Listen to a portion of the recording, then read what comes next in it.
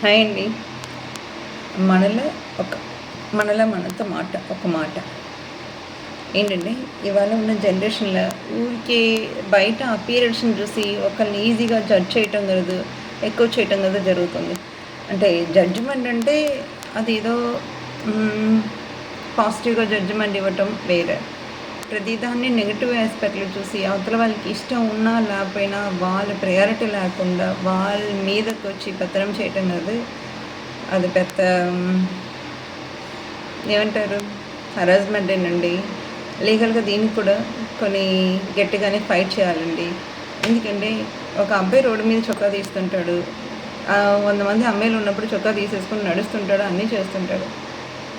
ఒక 20 మంది 30 మంది మగవాళ్ళ ముందు ఒక అమ్మాయి మామూలుగా ప్యాంట్ షర్ట్ వేసుకుని నడిచినా కూడా అమ్మాయి గురించి ఎందుకు కామెంట్ చేయాలని అనిపిస్తుంటుంది?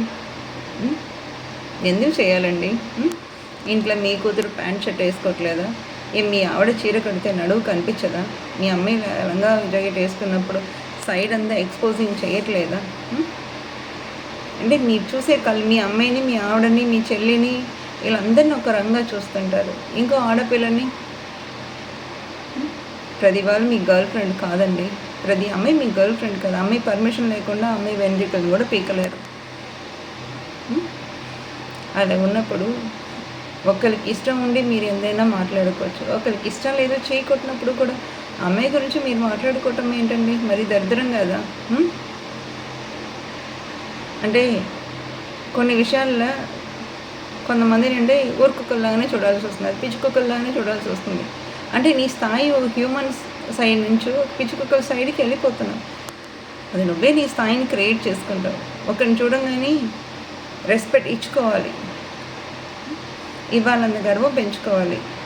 నమస్కారం కదా తెలియకుండా రావాలండి.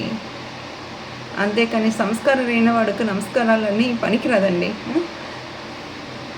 అలా ఒక అమ్మాయి గురించి డీగ్రేడ్ చేసి మాట్లాడినప్పుడు నీ ఇంట్లో ఆడపిల్లలు ఉంటారు, నీకు పుడతారు, నీతో పాటు పుట్టి ఉంటారో లేదంటే మీ అమ్మ ఉంటుందో మీ ఆవిడ ఉంటుందో, రకరకాల రిలేషన్షిప్లో రకరకాల స్టేజెస్లో నీకు ఒక మనుషులతో ఉంటుంది. అదేది అమ్మాయితో ఏదో అవసరం ఉండవచ్చు. అమ్మాయి ఈ పాయింట్ ఒక్క మ్యాటర్ నీకు తెలియకుండా ఎవరికైనా లీక్ చేసిందనుకో, నీ పరిస్థితి ఎలా ఉంటుందని తెలుసా? నీ ఇంట్లో కూడా నువ్వు పిచ్చుకుక్కలా కనపడతావు. మీ ఆవిడ నిన్ను దేకను కూడా దేకదు, ఫేస్ చూడటానికి కూడా అంటుంది. అలాంటి సిచ్యువేషన్ తెచ్చుకోవద్దు. నువ్వు రెస్పెక్ట్ ఇచ్చి మాట్లాడవు ఒక అమ్మాయితో. అమ్మాయి నీతో రెస్పెక్ట్ లేకుండా వేరే ఏదైనా బిహేవ్ చేస్తే అలాంటి వాళ్ళతో నువ్వు ఏదైనా మాట్లాడుకోవచ్చు.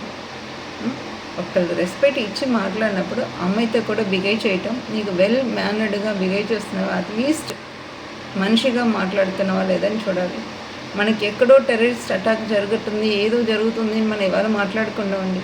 ప్రతిరోజు ప్రతి అమ్మాయికి ఏదో ఒక రోజు ఇలాంటి అటాక్స్ జరుగుతూ ఉంటుంది. అది నిత్యం దాడి అండి. పుట్టినప్పటి నుంచి ఫేస్ చేస్తుంటాం. ఎవడో ఒకడు ఇదేంకొకడు తాడి చేసి యుద్ధం చేస్తూ ఉంటాడు. ఏ ఫీల్డ్లో లేదండి మనకు టార్చరు? అన్ని ఫీల్డ్లో ఉంటుంది. బయటికి వెళ్ళినా టార్చర్, వాకింగ్ చేస్తే ఎవడో చూస్తాడు, కొట్టుకెళ్తే ఎవడో వచ్చి కావాలని గుద్దుతాడు, గుద్ది ఏం సారీ అంటాడు, చూడలేదంటాడు. ఏ అమ్మాయి వెళ్ళి ఒక అబ్బాయిని గుద్దుకోవట్లేదు కదండి. అందరూ అమ్మాయిలకి ఇష్టం వచ్చినట్టు అబ్బాయిలకి ఇష్టం వచ్చినట్టు గుద్దుకుంటే ఏముంటుంది? నీ కళ్ళు దుబ్బిందా? కనపడట్లేదా? ఎక్కడ ఉన్నావో తెలియదా? ఏం చేస్తున్నావో అర్థం కదా? ఒళ్ళే తెలియకుండా మైండ్ లేకుండా ఇష్టం వచ్చినట్టు ఒకరి గురించి ఎలా మాట్లాడుకుంటావు? సో మాట్లాడుకోవటానికి ఒక లాజిక్ ఉండాలండి. ఎందరితో ఏదో ప్రపోజ్ చేసేస్తాం, ఏదో కరుకాలలో ఉంటాం, ఏదో చెప్తారు.